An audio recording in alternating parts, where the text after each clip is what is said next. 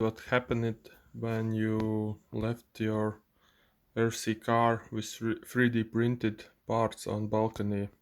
This is Bella, and mudguards looks like this. This is all 3D printed in Bella.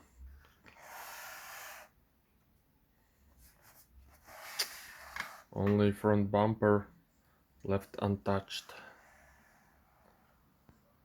Everything else is bad.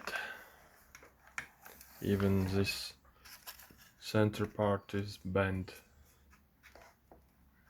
So don't leave your car in hot weather if it's 3D printed. Thanks for watching.